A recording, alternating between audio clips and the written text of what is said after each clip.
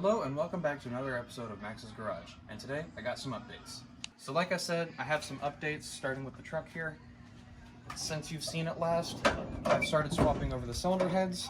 I'm not sure if you guys know, but I had some aluminum Pro Comp cylinder heads on it before, and we have figured out that the reason why we could not put any preload on the rockers was due to the motor not having any compression.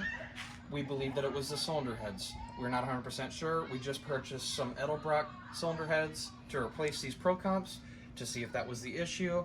Either way, I'm going to be using the Edelbrocks because they're a much nicer cylinder head than the Pro Comps.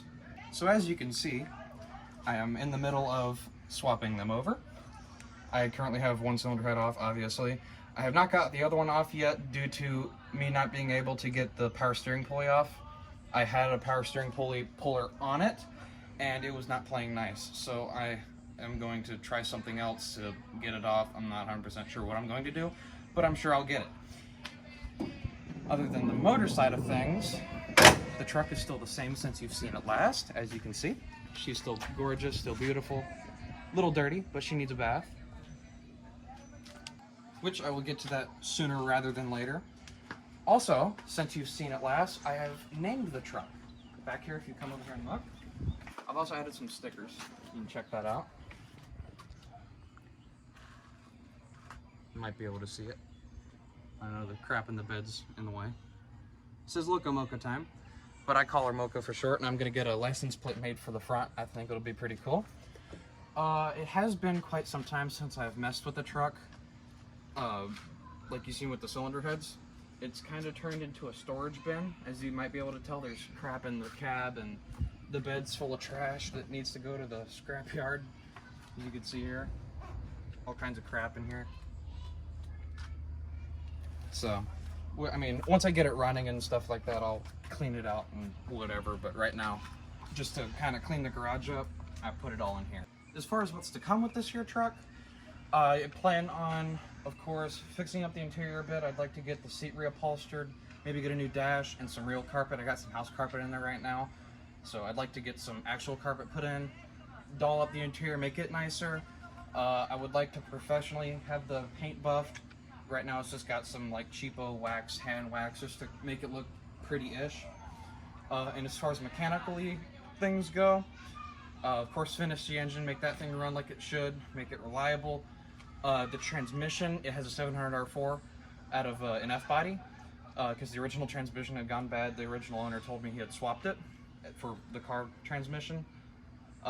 It needs some work. The kickdown does not work, the detent, whatever. Hasn't worked since I bought the truck. It's always shifted really, really early. The transmission also leaks very bad out of the dipstick grommet. I'm gonna have that replaced, or I'm gonna replace it because who can afford to have anything replaced, right? Besides that, it needs a drive shaft, tires, because these are pretty dry rotten. And I think that's it as far as the updates go for this truck. And in case you didn't know, today is July 4th, Independence Day, and also the birthday of this here automobile. July 4th, 1983, this truck rolled out of the factory and was sold to some guy that had great taste, in my opinion. Also, another project you guys haven't seen yet, this car. Excuse our mess. A little bit of backstory on this. This belongs to my dad's friend, Oscar, who lives in Texas right now.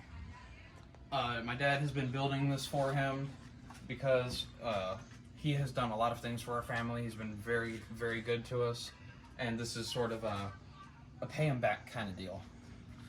It has a 5.3 LS in it and a T56 6-speed manual. Got the turbo over there. We're in the middle of building all the charge pipes and putting the intercooler in, along with the radiator and a few other things to tidy this thing up, like, you know, the wiring. The dash is on the roof, again, because we're doing some wiring. Wiring work is not exactly our favorite thing to do, but we're pushing through it.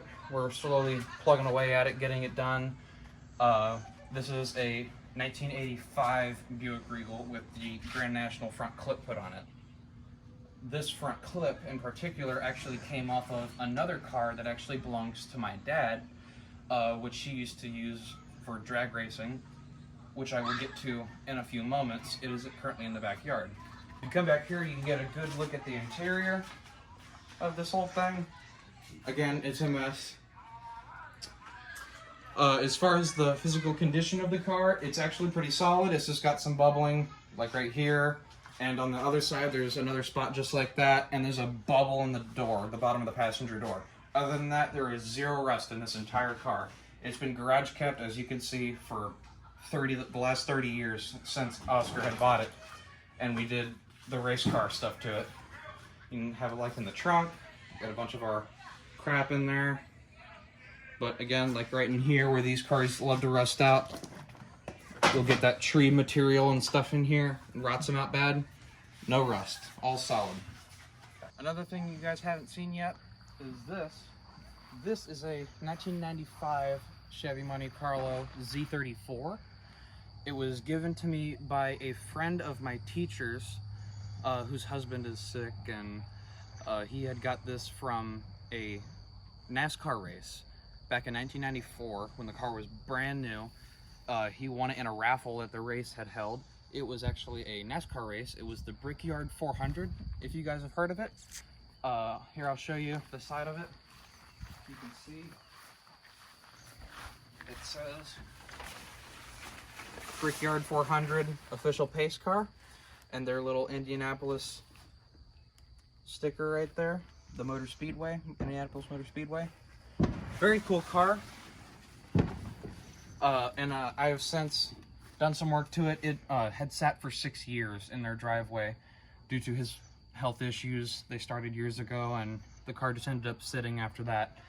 And she wanted to see it go to a good person that's going to, you know, not necessarily restore it, but clean it up and make it look nice again at least. And that's what I was originally going to do, which is still going to happen.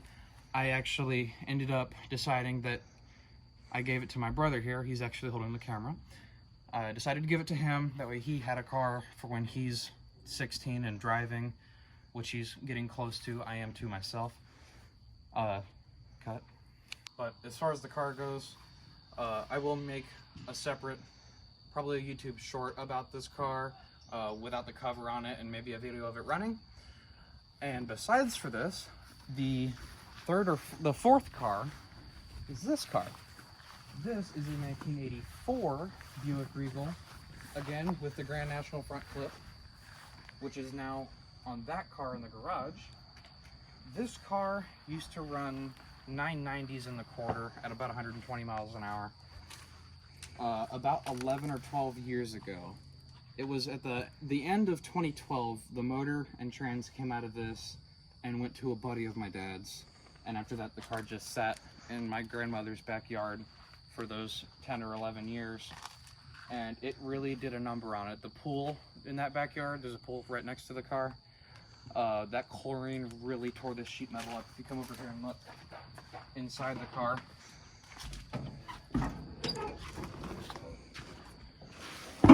you can see the floors are very, very rusted through. There's really nothing left of any of the floorboards. I pulled the interior out of the car. It's in the shed. It's actually in very good shape, the interior still, which will go back in this car eventually. You can see the roof here is rusted through very bad. And here, above the windshield, I keep that tarp right there over it to keep most of the water out of the interior, to try to, you know, help it at least that much while it sits here for the next probably 6 months to a year, when we finish that car in there and get this thing in there and we get to work on it and bring her back to life. But here you can get a better look in the trunk here.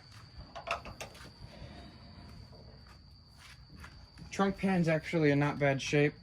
He's just got this hole cut in here. I think it was for fuel lines or something along those lines. There used to be a fuel cell in here, which is gone now, of course. The spare tire well is still in good shape. The only real rust back here is around where the roll cage is. Has rusted the floors out, which, I mean, that's easy. It's just patch panels. My dad is a fabricator. He can do all this metal patching work fairly easy. Also, like I was saying with that other car, how all these cars, period, get rust right in here in this channel. You can see, if you look, you got A big hole here, some holes back here. This car did sit under a tree as well for all those years. All four corners are just gone on this thing. It's really a shame, but it's all right because we're gonna bring her back. She'll be something again. We were originally going to do some chassis work to this thing. I believe he wanted to do a tubular front and rear as far as the chassis goes, and do all kinds of, you know, like another rear axle. It was going to get a, I can't remember, I think it was like a 592 or 590, something like that, big block Chevy, which it was a Dart block. It was going to be a Dart motor and a built 400, turbo 400 transmission. And he was going to shoot for around 3,200 horsepower, and now he's shooting for somewhere in the neck of the woods of 6 seconds in the quarter mile with that setup. But now we are planning on something a little bit different, kind of something like what it used to be, which was a 6-liter with a carburetor and nitrous and a built 400 transmission. Instead, this time we're going to have a built 370 6-liter with Holley fuel injection, probably twin turbos, maybe a single, not 100% sure yet. We'll get to that when we get to that. 400 transmission again, and we'll have the same interior setup. It just had the stock G-body stuff with 2 Corbeau racing seats, and it'll be, you know, kind of like an 8-second driver, and we can, you know, take the family, go to the drive-through or something like that, go on power tour, stuff like that. But that concludes this video of the big, quite large update of the channel and what's been going on and what's new. I will see you guys in a future episode of Max's Garage. Thanks for watching.